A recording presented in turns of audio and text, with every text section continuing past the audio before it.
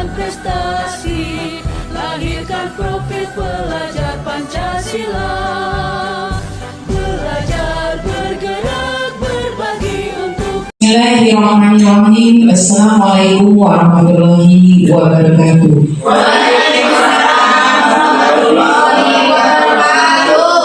Abiku, pertama-tama mari kita panjatkan puji syukur atas kehadiran Allah Subhanahu wa Ta'ala yang telah melimpahkan rahmat sehat pada kita semua, sehingga pada pagi hari ini kita dapat berkumpul bersama dalam keadaan sehat walafiat.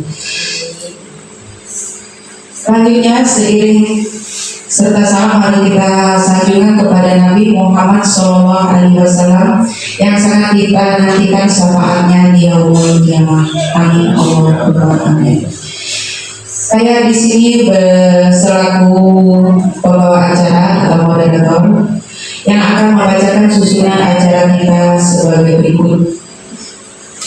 Acara yang pertama pembukaan, acara kedua menyanyikan lagu Indonesia Raya dan Mas Guru Penggerak, acara ketiga pembacaan doa, acara yang keempat acara inti diseminasi budidaya positif di SD 4 TPU. Marilah kita buka acara ini dengan membaca bersama-sama dengan membaca basmalah. Bismillahirrahmanirrahim. Selanjutnya menyanyikan lagu Indonesia Raya dan Mas Tubaba. Kepada Ibu Santina dipersilakan untuk memimpin lagu Indonesia Raya. Dimohon berdiri.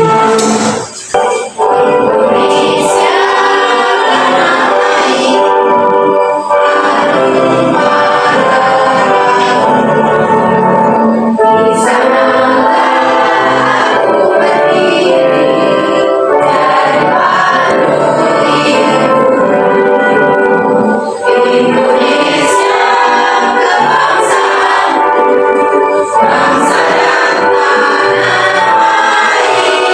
air.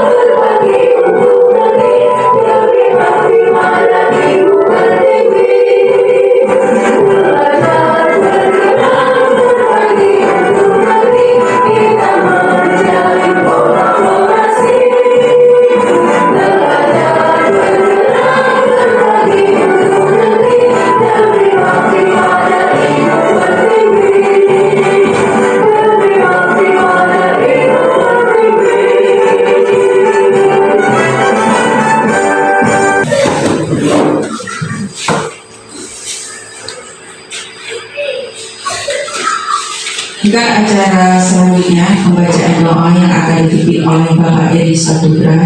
Kepada beliau dipersilakan.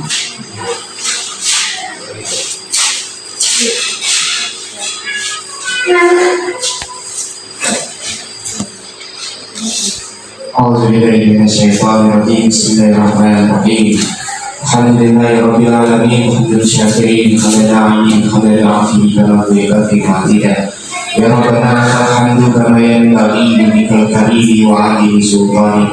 Allahumma shalli ala sayyidina Muhammad wa ala ali sayyidina Muhammad. Allahumma ighfir lana dhunubana wa liwalidayna warhamhuma kama rabbayana shaghira. Allahumma ighfir lil muslimina wal muslimat wal mu'minina wal mu'minat al-ahya'i minhum wal amwat bi rahmatika ya arhamar rahimin. Allahumma inna nas'aluka ridhaka wal jannah wa na'udzubika min sakhatika wan nar. Allahumma innaka 'afuwwun karim tuhibbul 'afwa fa'fu 'anna. Rabbana atina fid dunya hasanah wa fil akhirati hasanah wa qina 'adzabannar. Walhamdulillahi rabbil alamin.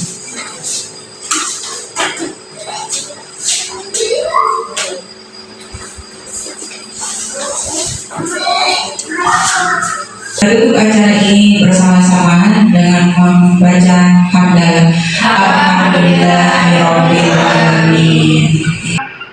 Penasaran kan dengan acara ini kita? Penasaran dong? Iya. Bapak Ibu, kita panggil pemateri kita dengan apa ya kira-kira? Pancing. Dengan pancing ya Bapak Ibu? Ya. Mari kita panggil pemateri kita dengan pancing, pasang umpannya,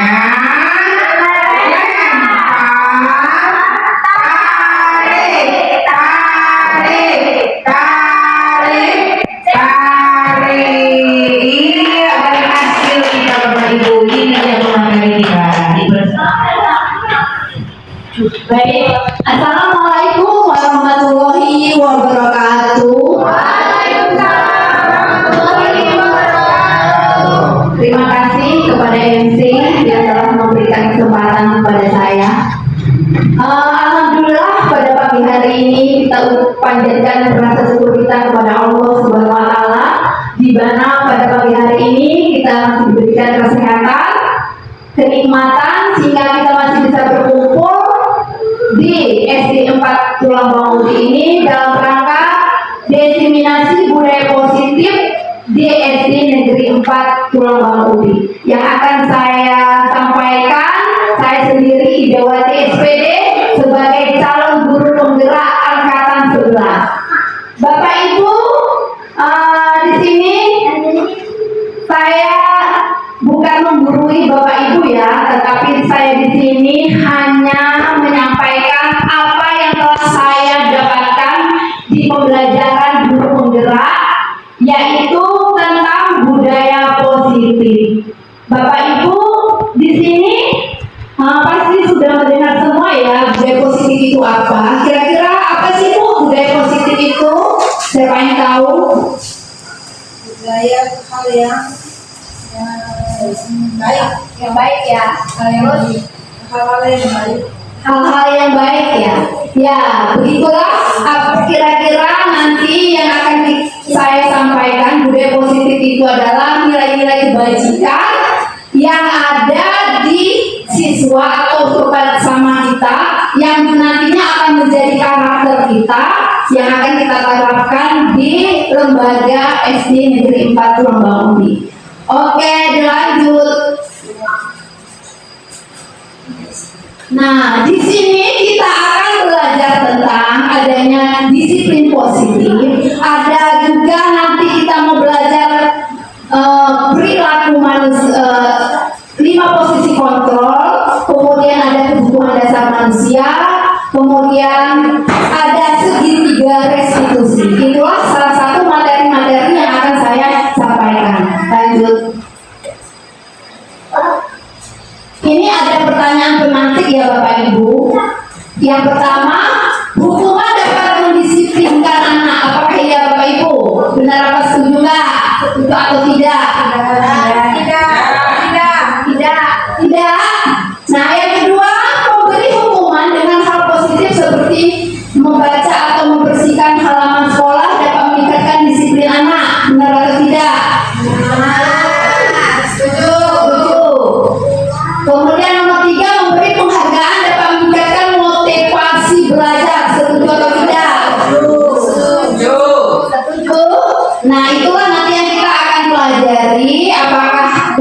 luar pernyataan kita setuju atau tidak ya. Lanjut.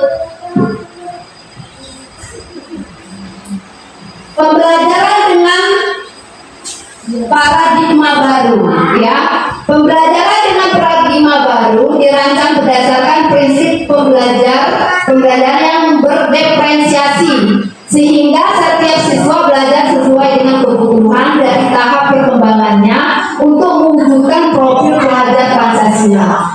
Nah, yang disebut dengan berdiferensiasi ini adalah Bapak Ibu adalah pembelajaran yang sesuai dengan kebutuhan anak. Ya, kita harus tahu kebutuhan anak itu seperti apa. Itu yang disebut dengan pembelajaran yang berdiferensiasi. Kemudian yang sesuai dengan profil pelajar Pancasila, yaitu beriman bertakwa kepada Tuhan Yang Maha Esa, mandiri, bernalar kritis, berkemerdekaan global, bergotong royong, dan kreatif. Lanjut. Perubahan paradigma. Nah, ini Ibu, Bapak saya suruh nanti mengambil sebuah kertas atau secari kertas ya Bapak Ibu. Nanti Bapak Ibu yang temannya yang sebelah itu nanti menuliskan sesuatu benda yang sangat berharga yang kalian sangat berharga di kehidupan kalian. Apakah benda itu seperti apa? Kemudian kalian kepalkan tangan kalian yang menulis benda tersebut. Benda itu sangat berharga di kehidupan kalian sehingga kalian itu berusaha untuk menjaga benda tersebut. Nah, kemudian teman kalian sebelah akan mencoba membuka kepalan tangan kalian tersebut, mau mengambil benda tersebut. Nah, kira-kira nanti seperti apa? Coba dipraktekkan. Apakah mau dikasih benda tersebut kepada temannya atau bagaimana? Yang temannya itu juga bisa dengan cara dia merayu supaya benda tersebut bisa diambil dia boleh menghardik, merayu atau marah. Nanti segala caranya bagaimana? Oke, Bapak Ibu? Sudah? Bapak Ibu mengepalkan tangannya, bayangkan di tangan tersebut ada sebuah benda yang sangat berharga di kehidupan kalian. Nah, kemudian yang B, teman kalian nanti berusaha merayu kalian untuk mengambil benda tersebut, ya. Kira-kira nanti seperti apa? Oke, sudah Bapak Ibu? Kira-kira yang merayu tadi dikasih nggak Bapak Ibu? Dikasih nggak? Yang meminta tadi? Dikasih? Belum. Tidak ya? Tidak dikasih. Jadi dari kegiatan ini Bapak Ibu, kira-kira posisi kontrol kita itu berada di mana Bapak Ibu? Berada dalam diri sendiri kah atau di mana orang lain? Iya. Jadi dalam kegiatan ini kita bisa melihat bahwa posisi kontrol kita itu yang mengendalikan itu adalah diri kita sendiri. Walaupun kita dirayu orang, walaupun kita dihati orang, kalau kita tidak mau memberikan sesuatu itu ya tidak bisa ya. Nah, berarti posisi kontrol itu berada pada diri kita sendiri. Lanjut. Disiplin positif. Nah, Bapak Ibu tahu kan yang namanya disiplin? Disiplin itu apa? Pengertian dari disiplin? Kita kebanyakan disiplin itu adalah aturan ya. Kemudian apa lagi? Kesadaran diri. Nah, di sini Bapak Ibu, dalam budaya kita makna kata disiplin dimaknai menjadi sesuatu yang dilakukan seseorang pada orang lain untuk mendapatkan kepatuhan. Nah, kita cenderung menghubungkan kata disiplin dengan ketidaknyamanan. Nah, contohnya seperti Bapak Ibu datang tepat waktu ke sekolah. Itu kira-kira Bapak Ibu itu untuk menghindari ketidaknyamanan apa karena apa Bapak Ibu? Faktor Bapak Ibu misalnya datang tepat waktu ke sekolah.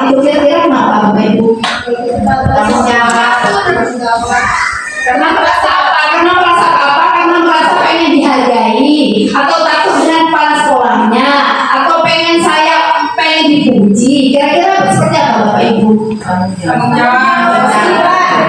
Oh iya, benar sekali. Berarti kalau dia merasa bertanggung jawab, berarti itulah namanya disiplin yang datang dari intrinsik, dari dalam diri sendiri. Ya, kita sebagai pendidik, tujuan kita adalah menciptakan anak-anak yang memiliki disiplin diri, sehingga mereka biasa berperilaku dengan mengacu pada nilai-nilai kebajikan universal dan memiliki motivasi intrinsik, bukan dari ekstrinsik. Nah, seperti Bapak Ibu tadi yang contohnya tadi yang datang ke sekolah dengan kalau dia pengen dipuji, berarti itu faktor ekstrinsik, bukan dari intrinsik, bukan faktor dari dalam dirinya sendiri. Kemudian disiplin positif merupakan salah satu cara penerapan disiplin yang bertujuan untuk menumbuhkan kesadaran serta memberdayakan anak melakukan sesuatu tanpa sorokan, ancaman maupun hukuman. Nah, ibu-ibu semuanya, itulah yang mau kita tanamkan di siswa kita. Bagaimana caranya siswa kita itu mempunyai disiplin yang berasal dari intrinsik, dari dalam dirinya sendiri. Begitu Bapak Ibu. Baik. Ini ada nilai-nilai kebajikan universal ya Bapak Ibu. Nilai-nilai kebajikan universal adalah sifat-sifat positif manusia yang merupakan tujuan mulia yang ingin dicapai setiap individu. Nilai-nilai tersebut bersifat universal dan lintas bahasa, suku, bangsa, agama maupun latar belakang. Nilai-nilai kebajikan yang ingin dicapai oleh setiap anak Indonesia kita kenal dengan profil pelajar Pancasila, yaitu beriman dan bertakwa kepada Tuhan Yang Maha Esa dan berakhlak mulia, bernalar kritis, berkemerdekaan global, bergotong royong, kreatif. Itulah nilai-nilai kebajikan universal ya. Nah, ini Bapak Ibu, setelah kita anak-anak tadi disiplin karena dia mengetahui nilai-nilai kebajikan yang harus dilaksanakannya yang berasal dari intrinsik, dari dalam dirinya sendiri. Nah, sekarang kita mengenal kebutuhan dasar manusia. Nah, ada 5 kebutuhan dasar manusia Bapak Ibu. Nah, kita sebagai guru harus mengenali kebutuhan dasar siswa kita ya Bapak Ibu. 1, bertahan hidup. Kemudian ada kesenangan, ada kasih sayang dan rasa diterima. Kemudian ada penguasaan dan kebebasan. Nah, seperti contoh bertahan hidup. Nah, ada studi kasus misalnya si Anton ini suka mengambil bekal temannya ya. Nah, terus kita sebagai guru harus mengenal si Anton ini kenapa dia melakukan seperti itu, perilakunya kenapa dia suka mengambil bekal temannya. Kita harus tahu dulu kebutuhan dasarnya itu apa. Oh, ternyata dia tuh mengambil bekal temannya itu karena dia pengen bertahan hidup, karena mungkin di rumah dia itu tadi nggak sarapan ya Bapak Ibu, misalnya dia tidak dibuatin bekal oleh ibunya, sehingga dia di sekolah itu merasa lapar, sehingga dia berusaha mengambil untuk memenuhi kebutuhan dasarnya, dia mengambil bekal temannya. Nah, begitu ya kira-kira Bapak Ibu. Kemudian ada namanya kasih sayang dan rasa diterima. Nah Bapak Ibu, misalnya di kelas anak-anak itu suka menyendiri. Nah, misalnya dia tidak berkelompok dengan temannya. Nah, itu bisa kita tanyakan sama anak-anak itu, kenapa dia seperti itu.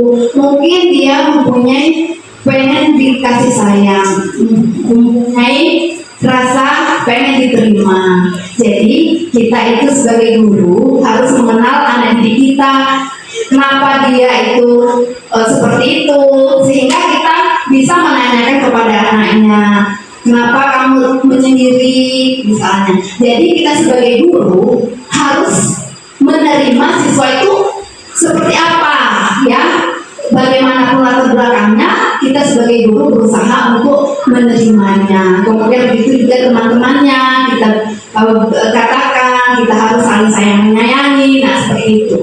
Kemudian ada namanya kesenangan. Kalau kesenangan ini bagaimana Bapak Ibu kalau kita melihat anak murid kita? Misalnya di dalam kelas. Di dalam kelas kan anak-anak itu kan biasanya anak itu ada yang pengen keluar, pengennya diem aja di kelas. Itu karena mereka itu mempunyai kesenangan tersendiri Bapak Ibu. Jadi kita sebagai guru harus tahu memberikan materi kepada mereka itu harus kreatif. Misalnya kita ajak bermain, kita main game, atau kita ajak keluar sehingga bisa memenuhi kesenangan dari anak-anak tersebut. Dari apalagi dari tingkat SD ya Bapak Ibu. Kemudian kebebasan. Nah, anak-anak tersebut juga pengen adanya kebebasan. Mereka itu tidak mau terkekang ya Bapak Ibu. Makanya kan ada yang misalnya bosan lah dia di kelas terus, dia pengen keluar, bisa kita ajak belajar di luar. Ya begitu Bapak Ibu kira-kira. Nah, sekarang ini ada motivasi perilaku manusia. Motivasi merupakan dorongan yang timbul pada diri seseorang secara sadar atau tidak sadar untuk melakukan sesuatu tindakan dengan tujuan tertentu. Ya seperti yang Ibu saya contohkan tadi ya, misalnya Bapak Ibu datang ke sekolah tepat waktu karena untuk menghindari ketidaknyamanan atau hukuman. Begitu juga seperti anak-anak, karena apa itu mereka itu pengen menghindari ketidaknyamanan. Kemudian ada yang untuk mendapatkan imbalan atau penghargaan dari orang lain. Nah seperti itu. Misalnya kita itu motivasi perilaku kita itu karena ingin mendapatkan imbalan dari orang lain. Nah itu termasuk motivasi datang dari luar ya Bapak Ibu ya, atau ekstrinsik ya. Kemudian menghargai, nomor 3, menghargai nilai-nilai kebajikan diri sendiri. Murid melakukan disiplin diri karena sadar akan nilai kebajikan dirinya. Ini merupakan motivasi intrinsik. Nah dua ini Bapak Ibu, yang nomor 1, nomor 2 itu adalah motivasi ekstrinsik yang datang dari luar, bukan dari dalam ya. Yang nomor 3 ini yang kita harapkan kepada anak didik kita, supaya dia itu melakukan sesuatu itu karena dia menghargai nilai-nilai kebajikan diri sendiri ya. Seperti itu, misalnya dia mengerjakan PR bukan karena dia takut sama gurunya, takut dihukum, bukan, tapi dia menyadari nilai-nilai kebajikan yang ada di dalam dirinya sendiri. Begitu Bapak Ibu.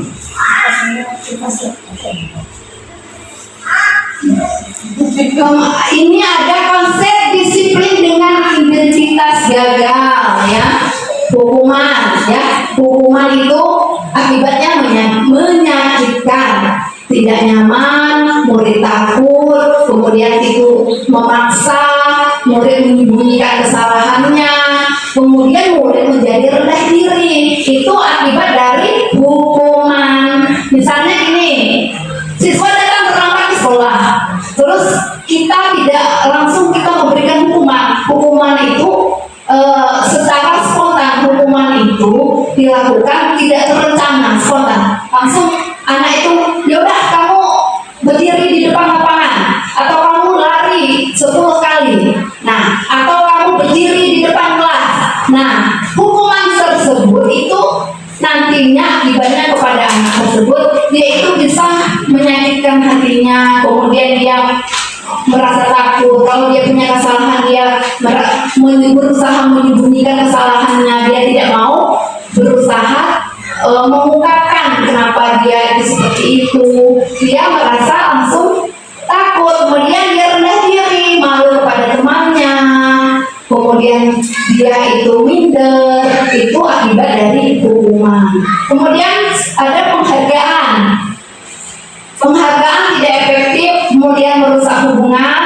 bersikap iri, kemudian mematikan kreativitas, kemudian menghukum dengan sistem ranking, merampas hak menghargai dirinya. Nah, seperti kita juga memberikan sebuah hadiah atau penghargaan itu juga tidak efektif Bapak Ibu. Itu bisa juga mematikan kreativitas anak. Misalnya itu terus yang dapat ranking, akhirnya yang lain itu merasa iri atau dia tidak mau berusaha lagi. Oh ya sudahlah, emang dia itu terus yang mendapat ranking kayak gitu. Nah itu akibat dari penghargaan. Kemudian ada juga yang iri. Misalnya dia mendapatkan hadiah dari gurunya, kemudian yang tidak mendapatkan hadiah kan merasa iri ya. Begitu Bapak Ibu.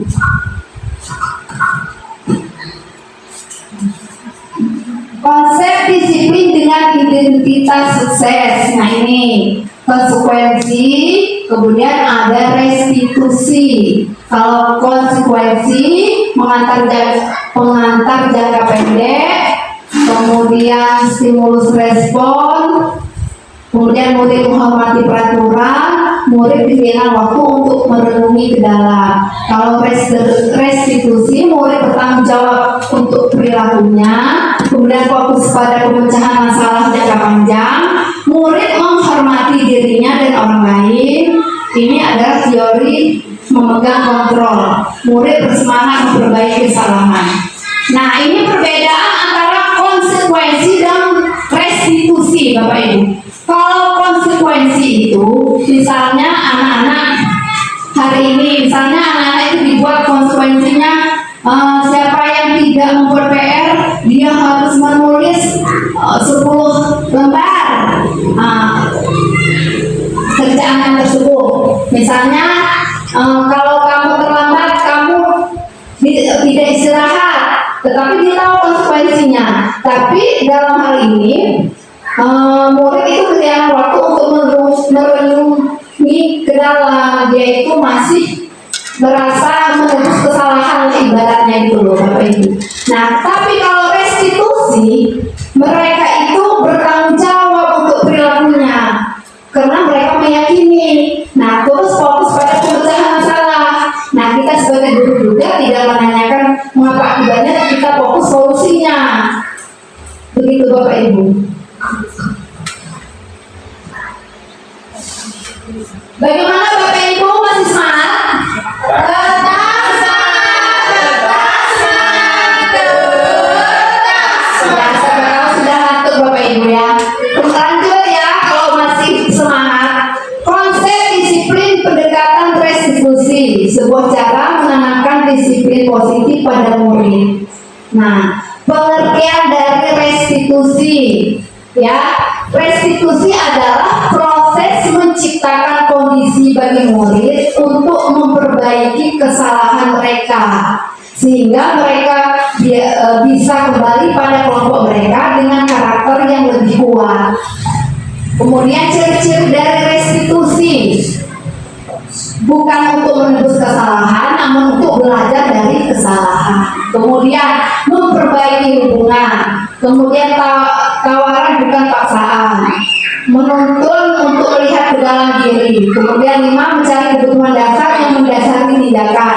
Kemudian fokus pada karakter bukan tindakan. Kemudian menguatkan dan fokus pada solusi. Nah, inilah Bapak Ibu yang harus kita dianjurkan, kita kalau ada yang bermasalah, kita menggunakan segitiga restitusi nantinya Bapak Ibu. Tetapi kita apa sih restitusi itu? Ya beginilah ciri-cirinya. Jadi bukan untuk menebus kesalahan, namun untuk belajar dari kesalahan. Nah, misalnya anak-anak itu terlambat, jadinya kita itu tidak menyalahkan dia, tetapi mungkin kita itu menanyakan dulu kenapa dia terlambat. Kemudian apa sih kamu terlambat kenapa? Kemudian pemecahan masalahnya apa gitu. Begitu Bapak Ibu. Kita tawarkan dulu solusinya. Kalau dia terlambat itu solusinya apa? Misalnya, oh Bu, saya tadi malam main HP sampai jam 10 gitu. Nah, kalau seperti itu anak-anak, bagaimana caranya kamu solusinya untuk kedepannya supaya kamu tidak apa itu datang terlambat. Oh Bu, nanti saya tidak main HP, saya nanti tidurnya jam 9, mungkin seperti itu ya Bapak Ibu. Perbedaan ya, contoh kasus siswa sering datang terlambat.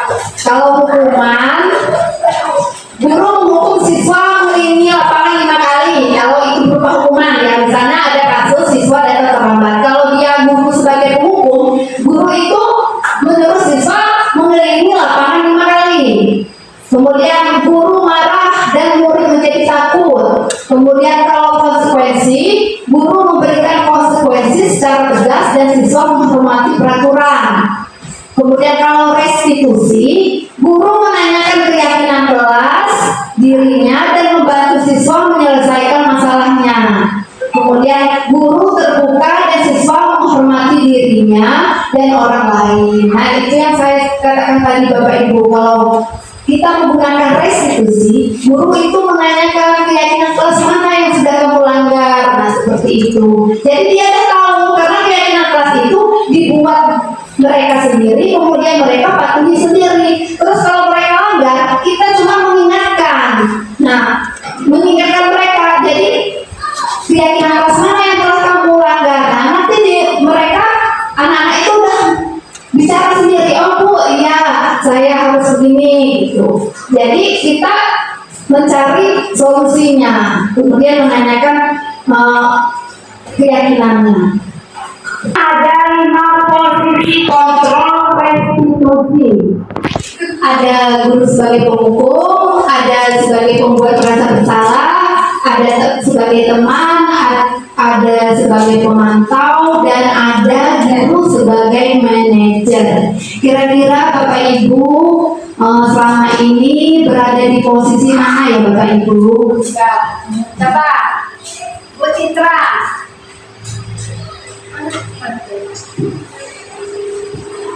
Dari 5 posisi kontrol restitusi, saya merasa saya ada di posisi yang ketiga Bu, yaitu sebagai teman. Karena murid-murid saya itu lebih dekat gitu loh Bu ke saya, bahkan diajakin cerita, ngobrol. Mereka tuh udah kayak teman gitu ngobrolnya.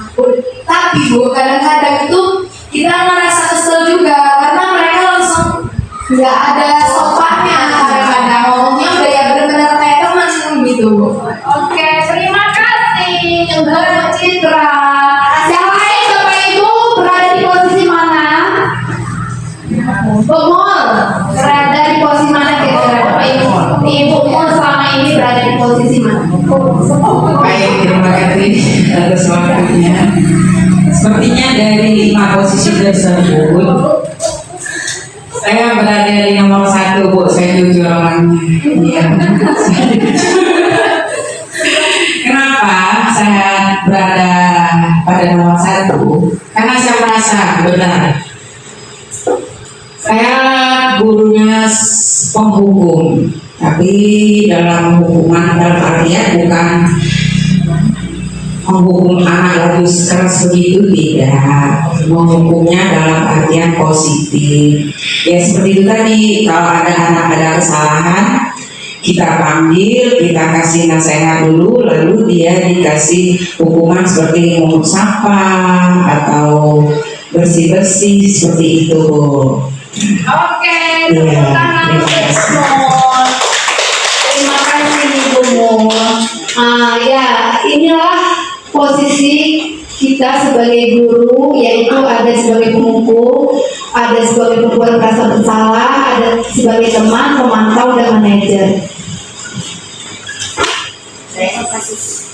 Ini ada contoh kasus ya Bapak Ibu. Waalaikumsalam. Ibu, kamu tahu masalah ibu saya? Ya kalau mata emang tadi saya dapat mengambil bahwa ada anak yang bawa kamar sembarangan. Apakah kamu tahu siapa itu? Ya aku tadi saya, oh iya, kita sebagai manusia yang sering melakukan kesalahan. Pasti kamu ada alasan untuk melakukan itu. Ya Bu, saya memang ada Jadi katanya terburu-buru pengen lihat di apa kan kematian keyakinan lama yang melanggar. Jadi ada yang lingkungan Kayak gini aja. Iya. Tapi jangan ke bawah. Nah. Nah baru apakah kamu mau mulainya kembali? Ya, tidak ada peluangnya. Oke, baiklah kamu sekarang harus mulai. Terima kasih. Oke, Bapak Ibu, itu adalah salah satu contoh kasus anak itu yaitu membuang sampah sembarangan. Nah, kita kalau kita sebagai penghukum, yaitu anak-anak itu langsung kita berikan hukuman misalkan membuang sampah sembarangan, langsung kita berikan hukuman apa? Nah, ini salah satu contoh guru itu sebagai manajer. Yang terbaik Bapak Ibu yang harus kita lakukan yaitu guru sebagai manajer. Kalau sebagai penghukum itu kan gurunya anak itu nanti merasa sakit, kemudian dia kecewa, kemudian dia marah. Kemudian ada posisi sebagai teman juga sebenarnya baik Bapak Ibu, tetapi anak itu nanti ketergantungan sama gurunya. Tapi kalau ada guru yang masuk yang bukan guru kelasnya, dia nggak mau, dia tidak mau menuruti karena dia ketergantungan tersebut kalau sebagai teman. Nah ini yang bagusnya yaitu guru itu sebagai manajer. Ini adalah salah satu contoh kasus kita penyelesaian masalah Bapak Ibu.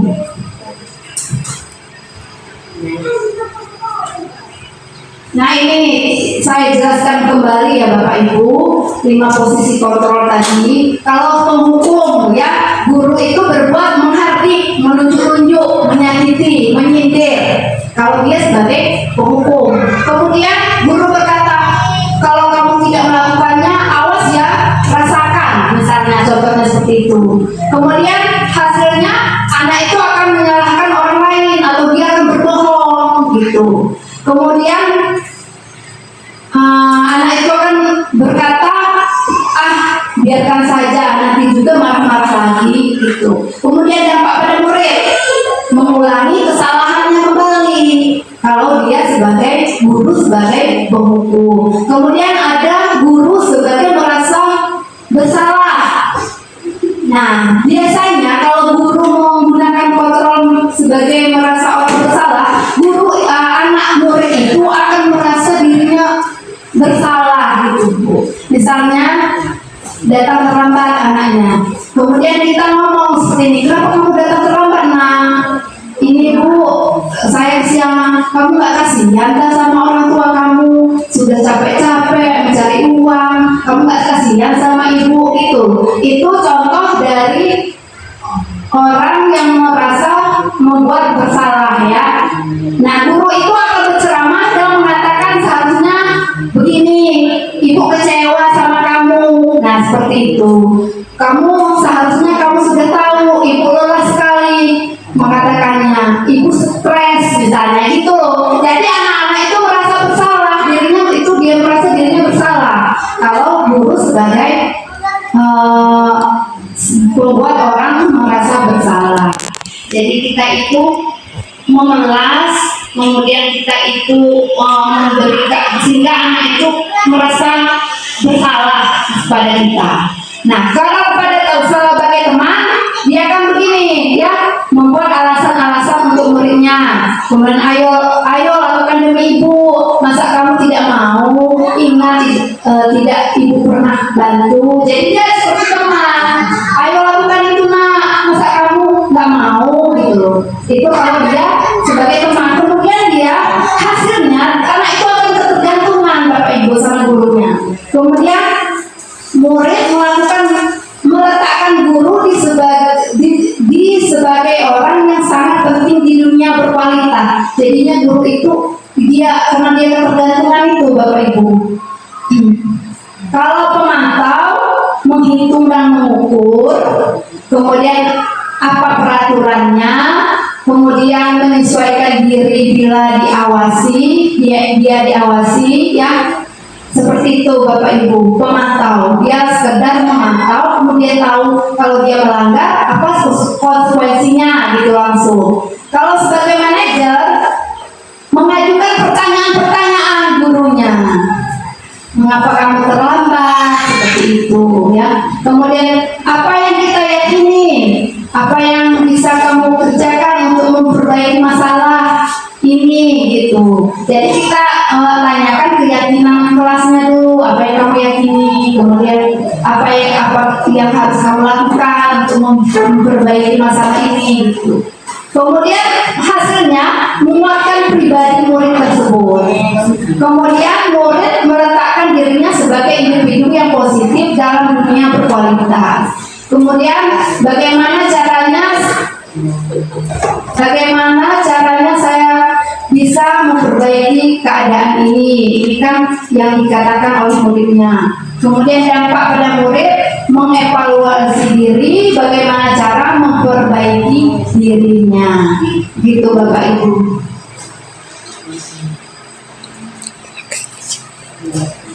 Mengapa tidak peraturan saja? Mengapa harus keyakinan kelas? Bapak Ibu, mengapa kita memiliki peraturan harus menggunakan helm bila mengendarai kendaraan roda 2? Apa kira-kira Bapak Ibu? Biar sama Bu ada Supaya apa? Kita memakai helm saat berkendaraan itu kenapa Bapak Ibu? Ya benar, bisa menjaga keselamatan. Berarti itu faktor dari intrinsik ya. Nah kalau dia memakai helm takut dengan ditilang oleh polisi misalnya, itu berarti faktor ekspresi, bukan dari dalam ya. Kalau dia memakai helm karena faktor ingin dia supaya dia selamat, berarti itu dia mempercayai nilai-nilai keyakinan dirinya. Untuk mendukung motivasi intrinsik, kembali ke nilai-nilai keyakinan, lebih menggerakkan seseorang dibandingkan mengikuti serangkaian peraturan-peraturan.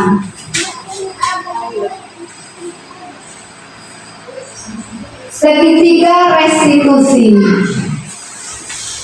Tadi kita sudah melihat video itu cara penyelesaian kasus dengan menggunakan segitiga restitusi. Suatu proses dialog yang dijalankan oleh guru agar dapat menghasilkan murid yang mandiri dan bertanggung jawab. Ada 3 tahap segitiga restitusi itu. Pertama, menstabilkan identitas. Kedua, validasi tindakan yang salah. Ketiga, menanyakan keyakinan kelas anak-anak tersebut. Nah, itu adalah tahap-tahap segitiga restitusi. Cara kita menyelesaikan kasus. Pertama, menstabilkan identitas. Jadi kita menstabilkan identitas anaknya itu dulu, Bapak Ibu.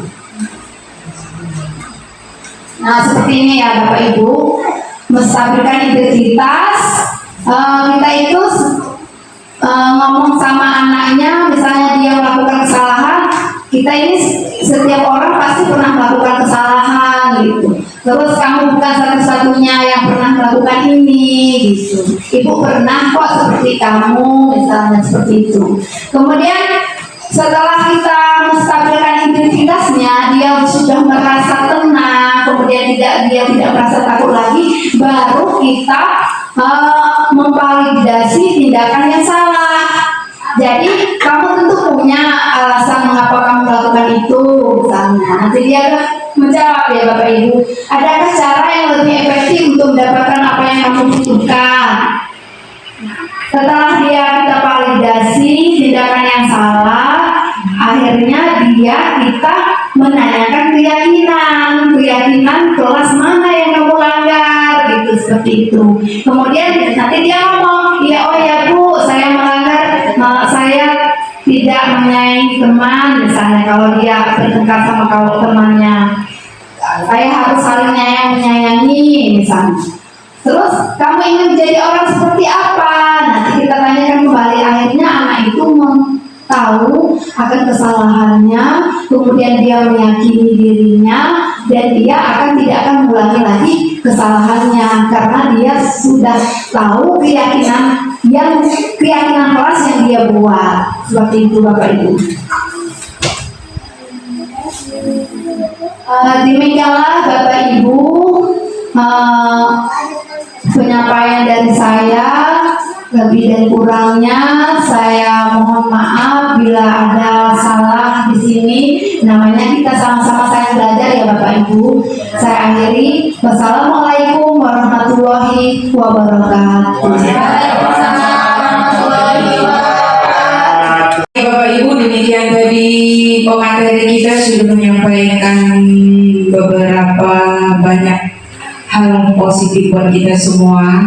Untuk pemateri kita kasih tepuk apa ya yang seru dan sangat menarik. Kira-kira kasih tepuk cinta bertumbuh. Setuju atau tidak Bapak Ibu? Setuju. Oke. Kasih tepuk cinta bertumbuh. Lot kecil. Lot sedang. Lot besar. Lot juga. Oke, terima kasih Bapak Ibu. Untuk pemateri kita sudah dikasih lot yang sangat banyak ya. Ya itu tadi. Oke, baik. Kita tutup acara ini bersama-sama dengan membaca Alhamdulillah. Alhamdulillahirabbil alamin. Assalamualaikum warahmatullahi wabarakatuh. Perkenalkan, nama saya Citra Maharani. Saya di sini sebagai guru kelas 6 di SDN 4 Tulang Budi. Saya merasa senang sekali setelah mendapatkan pembelajaran baru dari Ibu Idawati dengan tema yaitu budaya positif. Di sini saya menjadi lebih tahu bahwa sebagai seorang guru, saya selama ini memposisikan diri saya sebagai seorang teman, dan harusnya saya memposisikan diri saya itu sebagai seorang manajer. Dan memberikan hukuman bukanlah hal yang baik, tetapi harusnya menggunakan segitiga restitusi. Terima kasih. Wassalamualaikum warahmatullahi wabarakatuh. Assalamualaikum warahmatullahi wabarakatuh. Perkenalkan, nama saya Santina Faresa SPDI.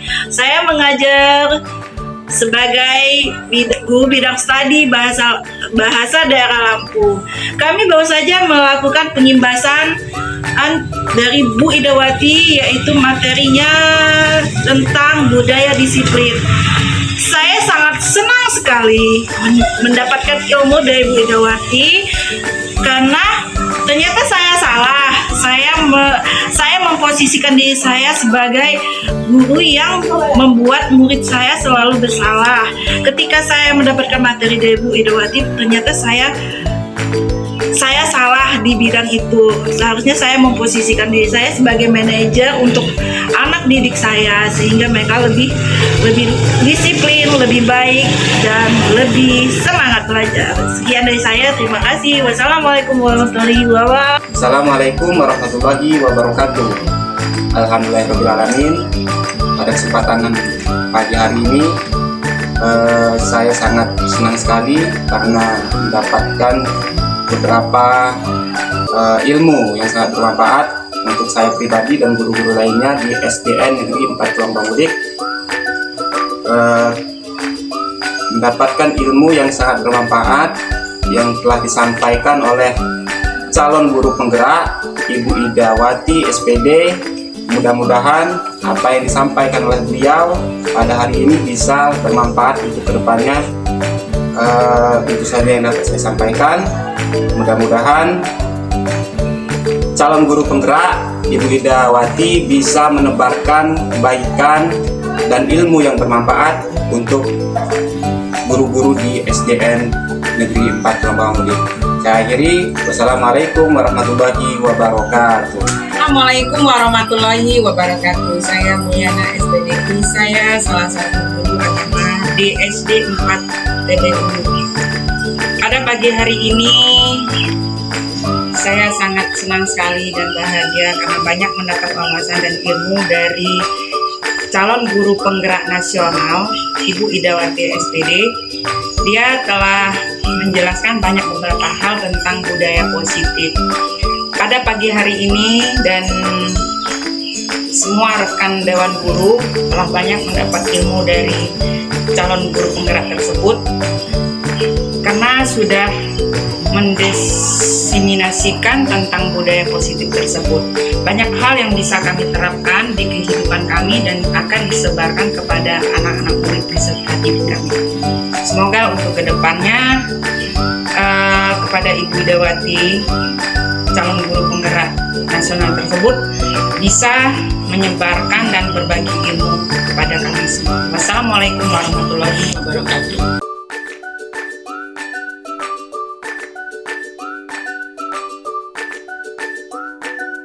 Assalamualaikum warahmatullahi wabarakatuh.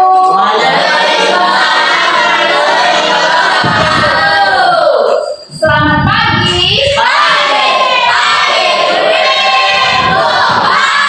apa kabar anak semuanya?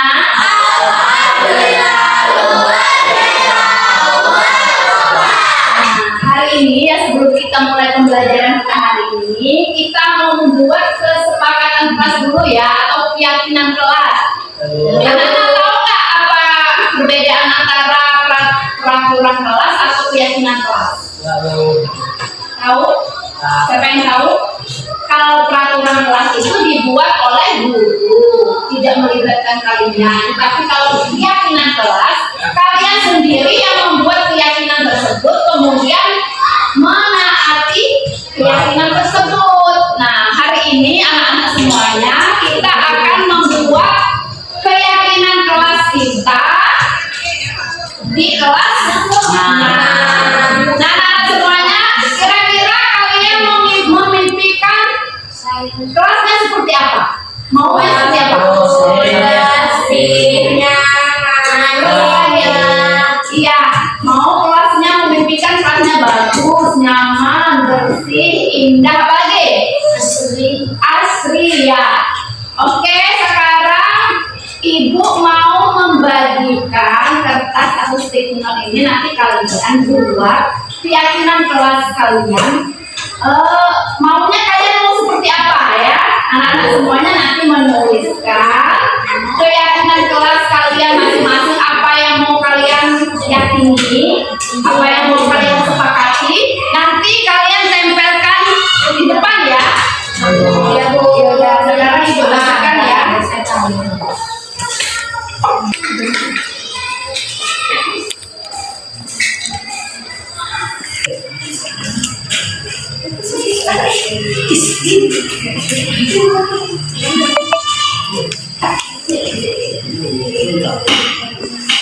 Kalian tulis kaliannya maunya kesepakatannya atau keyakinan kelasnya mau seperti apa, silakan ditulis ya Bu.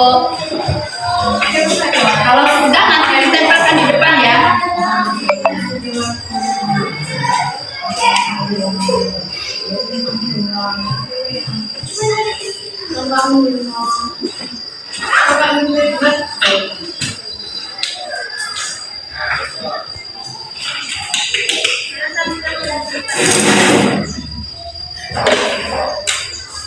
Kalau sudah ditempelkan di depan ya, kira-kira apa? Kira-kira kalian itu mau menginginkan kelasnya seperti apa?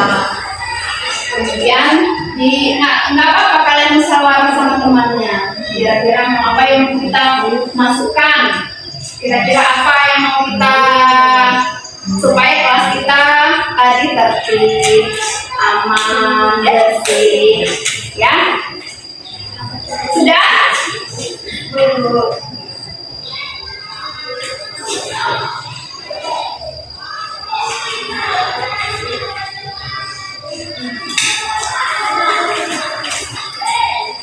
Sudah, tempelkan sudah sini. Nanti kalau Ibu lihat dulu, nanti kalau dia ada yang sama, Ibu ini ya, Ibu ambil salah satu. Tidak menggunakan kata negatif ya nak ya. Tidak menggunakan kalimat negatif, misalnya jangan. Misalnya jangan buang sampah sembarangan, jangan pakai jangan pakai tidak ya. tidak menggunakan kalimat negatif. Yuk, yang lain.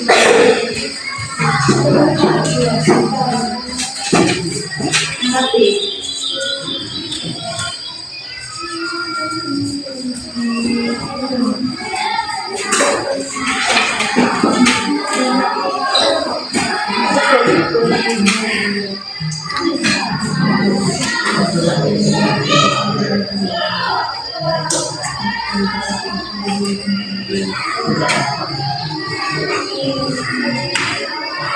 Lain. Kalau sudah tempelkan di depan.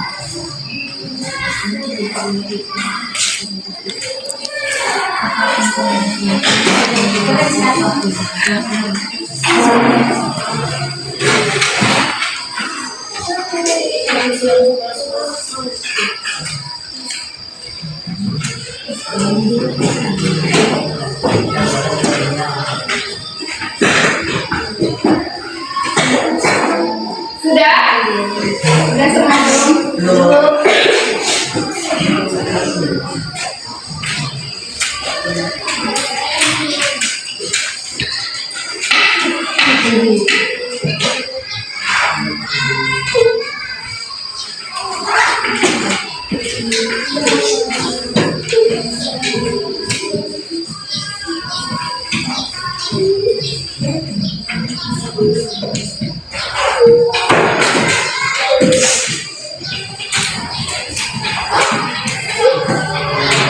Ya, sudah semua?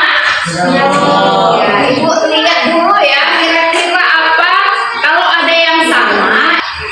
Misalnya ini ada datang tepat waktu, ini juga ada datang tepat waktu, kemudian tiket kelas datang tepat waktu. Nah, kita berarti nomor satu ya, berarti datang tepat waktu. Ya, satu. Ini ya. Kemudian menjaga kebersihan kelas. Ini ya, kita ambil menjaga kebersihan kelas satu ya. Kemudian apa lagi? Menghargai guru berbicara, ya menghargai guru. Kita ambil ya. Datang tepat waktu, mengerjakan tugas yang diberikan guru, membuang sampah pada tempatnya, ya. Kita ambil. Kemudian menghormati teman. Kemudian ada lagi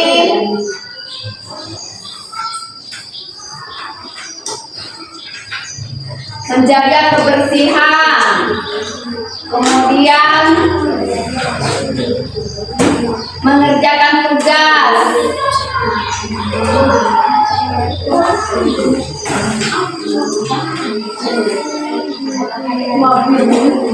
Kemudian apa lagi? Di sini yang beda.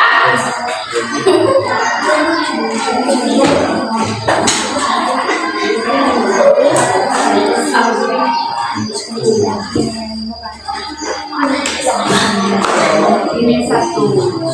Nah, ini semua udah ada 1, 2, 3, 4, 5, 6, 7, 8 ya, 8 kesepakatan atau keyakinan kelas yang telah kalian sepakati bersama. Salah satunya tadi ada datang tepat waktu, kemudian menjaga kebersihan, kemudian membuang sampah pada tempatnya, menghargai guru, menghargai teman, saling menyayangi, kemudian mengerjakan tugas, ya. Oke anak-anak semuanya, itulah kesepakatan kelas kalian telah kalian buat. Nanti itu kesepakatan kelas itu karena kalian yang membuat, berarti kalian sendiri yang karena kita buat secara bersama-sama. Kemudian kalian telah sepakat menyepakati kesepakatan kelas tersebut. Jadi kalian menaatinya ya anak-anak. Jadi sekarang kita untuk meyakinkan kalian kesepakatan kelas tadi, ibu mau menuliskan dari 8 tadi, nanti kalian menandatangani di bawah ini supaya kalian bersama-sama bertanggung jawab atas keyakinan kelas ini ya. Yuk maju di depan tanda tangan.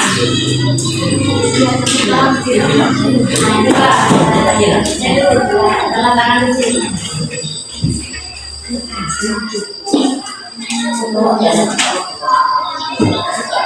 Lanjut, tanda tangan.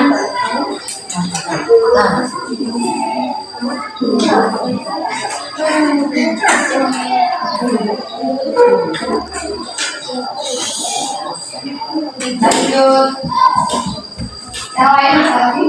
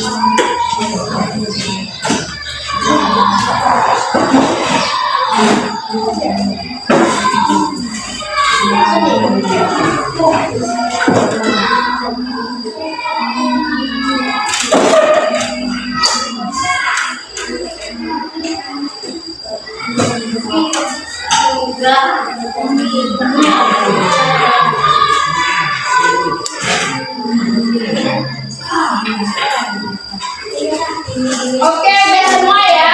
Wah, satu lagi.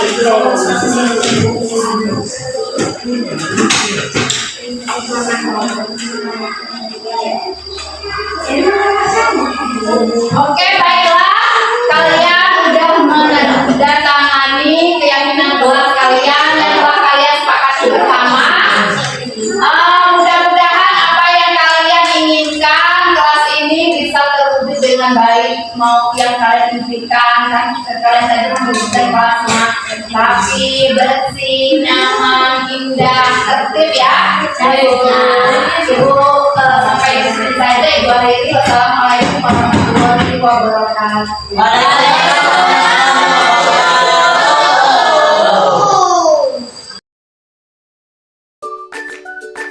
Assalamualaikum warahmatullahi wabarakatuh. Perkenalkan, nama saya Az-Zuhro Aprilufia. Saya perwakilan dari kelas 6. Setelah membuat keyakinan kelas dengan Bu Ida, saya senang sekali. Dan insya Allah saya dan teman-teman akan melaksanakan keyakinan kelas yang sudah kami sepakati dengan Bu Ida. Saya akhiri. Wassalamualaikum warahmatullahi wabarakatuh. Assalamualaikum warahmatullahi wabarakatuh. Perkenalkan, nama saya Natalina Putri. Saya sangat senang sekali telah membuat keyakinan kelas bersama Ibu Ida. Insya Allah keyakinan kelas yang telah kami sepakati akan kami laksanakan bersama teman-teman. Saya akhiri. Wassalamualaikum warahmatullahi wabarakatuh.